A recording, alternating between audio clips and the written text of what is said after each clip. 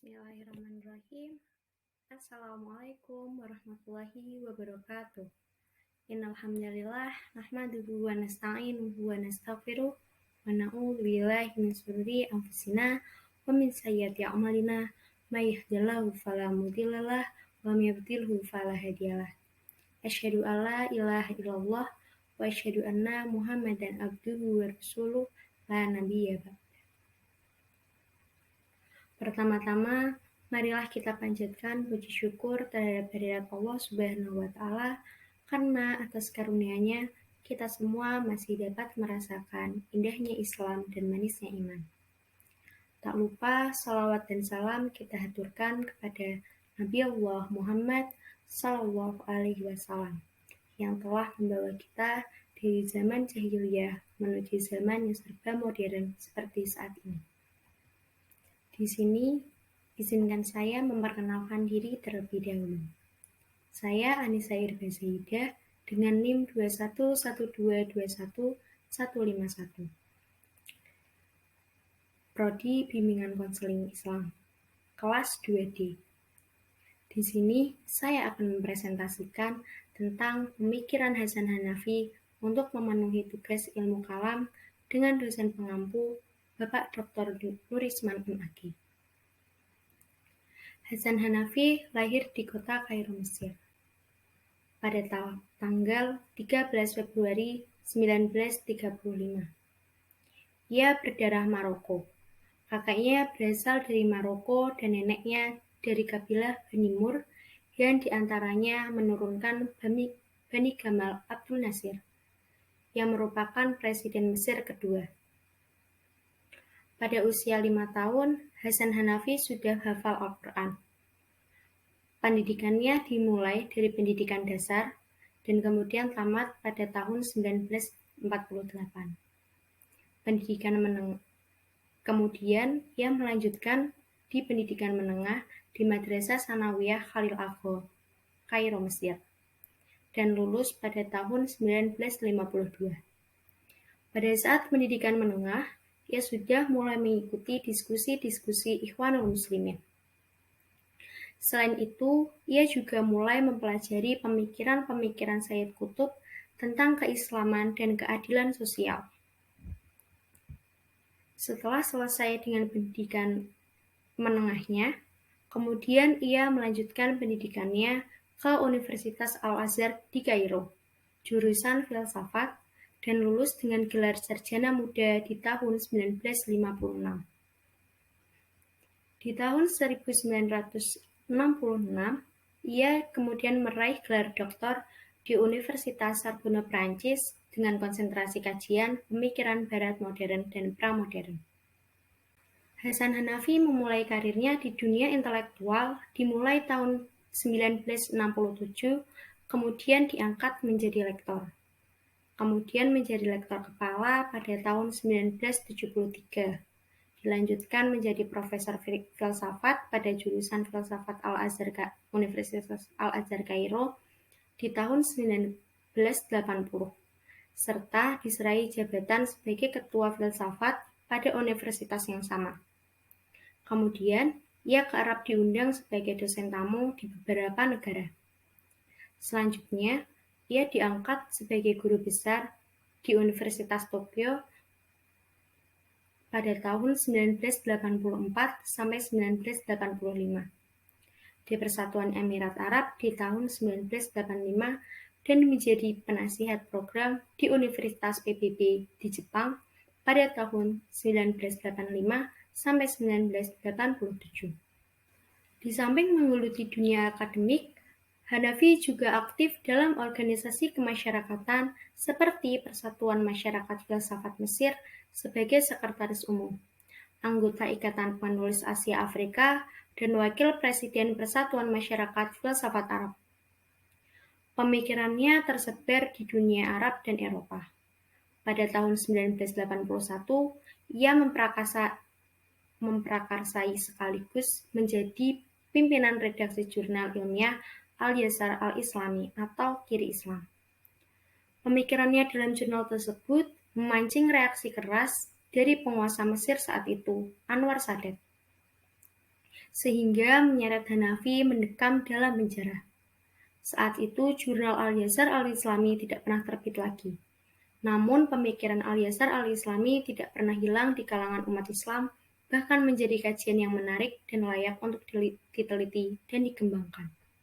Dalam Al-Yasar Al-Islami atau Kiri Islam tersebut, Hasan Hanafi mendiskusikan beberapa isu penting yang berkaitan dengan kebangkitan Islam.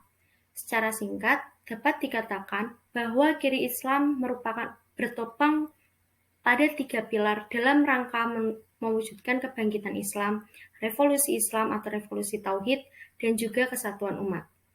Pilar pertama adalah revitalisasi Hasanah Islam Klasik. Hasan Hanafi menekankan perlunya rasionalisme untuk merevitalisasi Hasanah Islam. Rasionalisme merupakan keniscayaan bagi kemajuan dan kesejahteraan Muslim, di samping untuk memecahkan situasi kekinian di dalam dunia Islam. Pilar kedua adalah perlunya menentang peradaban Barat. Ia mengingatkan pembacanya akan bahaya imperialisme kultural Barat yang cenderung membasmi kebudayaan bangsa-bangsa serta kesejarahannya.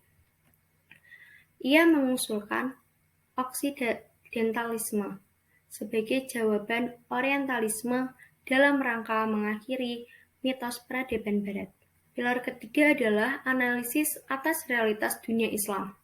Untuk analisis ini, ia mengkritik metode tradisional yang bertumpu pada teks atau nas, dan mengusulkan suatu metode tertentu agar realitas dunia Islam dapat berbicara bagi dirinya sendiri. Menurut Hasan Hanafi, dunia Islam sedang menghadapi 3 ancaman, yaitu imperialisme, Zionisme, dan kapitalisme, serta kemiskinan, ketertindasan, dan keterbelakangan. Dan Al-Yasar Al-Islami berfokus pada masalah ini. Slide selanjutnya adalah perkembangan pemikiran Hasan Hanafi. Periode pemikiran Hasan Hanafi terbagi menjadi 3 periode, yaitu periode pertama di tahun 1980, periode kedua di tahun 1970-an, dan periode ketiga di tahun 1980-an.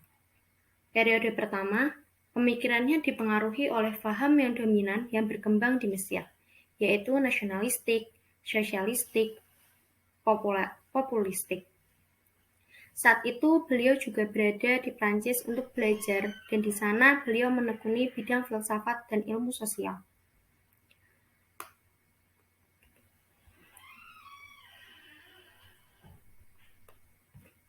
Di periode awal hingga awal periode kedua, Hanafi menulis beberapa artikel di media massa, seperti Al-Khatib, Al-Adab, Al-Fikr, Al-Mu'asir, dan Mimbar Al-Islam. Tulisan-tulisannya kemudian diterbitkan dalam sebuah buku yang berjudul Qadaya Mu'asirat fi Fikrina Al-Mu'asir. Buku ini berisi tentang realitas dunia Arab pada saat itu, tentang tugas para pemikir dalam menghadapi problematika umat, serta tentang pentingnya pembaharuan pemikiran Islam untuk kembali menghidupkan hasanah tradisional Islam. Kemudian, pada tahun 1977, ia kembali menerbitkan Qadaya Mu'assirat fi Fikr Al-Gharib. Buku kedua ini mendiskusikan tentang pemikiran para sarjana Barat untuk melihat bagaimana mereka memahami persoalan masyarakatnya, dan kemudian mengadakan pembaharuan. Kedua pendekatan inilah yang nantinya melahirkan 2 pokok pemikiran baru yang tertuang dalam 2 buku karyanya, yaitu Al-Turath wa Al-Tajdid, Tradisi dan Pembaharuan, dan Al-Istighraq atau Oksidentalisme. Di periode kedua, beliau juga menganalisis sebab-sebab ketegangan antara berbagai kelompok kepentingan di Mesir, terutama kelompok kekuatan Islam radikal dengan pemerintah. Karena itulah, ia menulis Al-Din wa Thawrah fi Misr 1952 hingga 1981. Karyanya ini merupakan himpunan artikel yang ditulisnya sejak tahun 1976 hingga 1981. Karya itu berisi pembicaraan dan analisis tentang kebudayaan nasional dan hubungannya dengan agama. Hubungan antara agama dengan perkembangan nasionalisme, tentang gagasan mengenai gerakan kiri keagamaan, dan yang membahas gerakan-gerakan keagamaan kontemporer, fundamentalisme Islam, serta kiri Islam dan integritas nasional.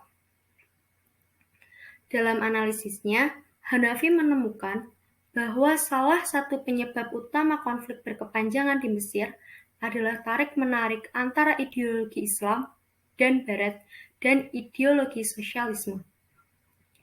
Ia juga memberikan bukti-bukti penyebab munculnya berbagai tragedi politik dan terakhir menganalisis penyebab munculnya radikalisme Islam. Karyanya yang lain yang terbit di periode ini adalah Religious Dialogue and Revolution dan Dirasat al-Islamiyah. Di periode ketiga, Hanafi mulai menulis As-Surat wa Al-Tajdid yang terbit pertama kali tahun 1980. Buku ini merupakan landasan teoritis yang memuat dasar-dasar ide pembaharuan dan langkah-langkahnya. Kemudian, ia menulis Al-Yasar al-Islami atau yang kita kenal dengan Kiri Islam, sebuah tulisan yang merupakan sebuah manifesto politik yang berbau ideologis. Salah satu pokok bahasan yang penting dari buku ini adalah gagasan rekonstruksi ilmu kalam. Pertama-tama, ia mencoba menjelaskan seluruh karya dan aliran ilmu kalam, baik dari sisi kemunculannya, aspek isi dan metodologi, maupun perkembangannya. Lalu ia melakukan analisis untuk melihat kelebihan dan kekurangannya, terutama relevansinya dengan konteks modernitas. Salah satu kesimpulannya adalah bahwa pemikiran kalam klasik masih sangat teoritis, elitis, dan statis secara konsepsional. Ia merekomendasikan sebuah teologi atau ilmu kalam yang antroposentris, populis, dan transformatif. Walaupun Hasan Hanafi dalam berbagai hal menolak dan mengkritik Barat, ia banyak menyerap dan mengonsentrasikan diri pada kajian pemikir Barat pramodern dan modern.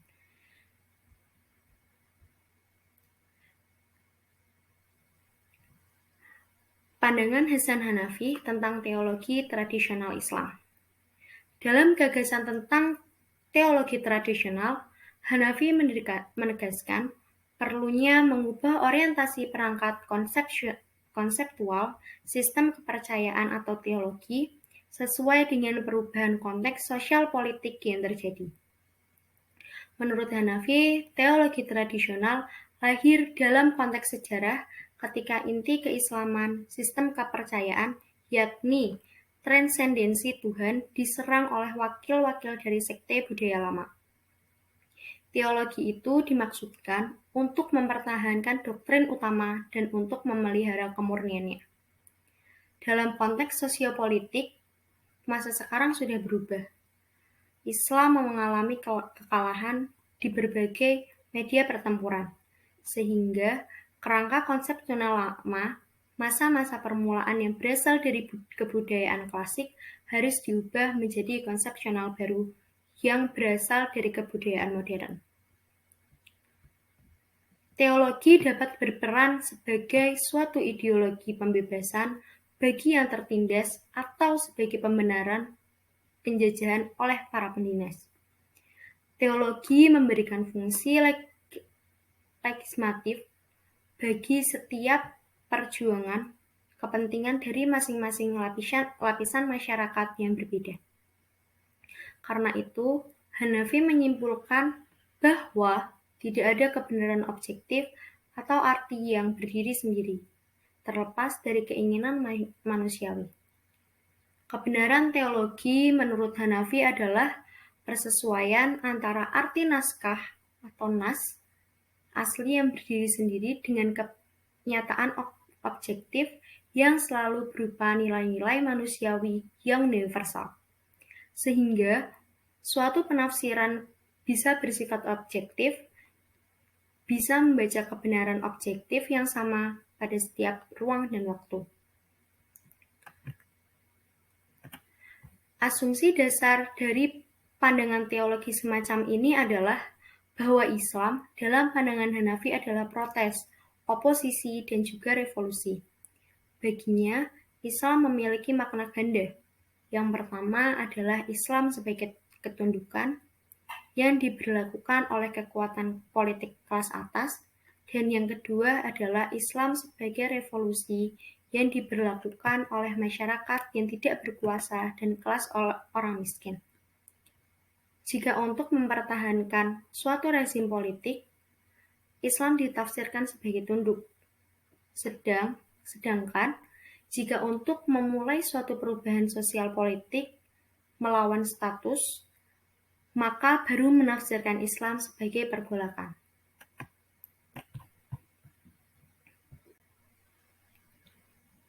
Penutup, dunia barat saat ini telah mengkooptasi dunia Islam, baik secara kepentingan, sistem, struktur, maupun kultur.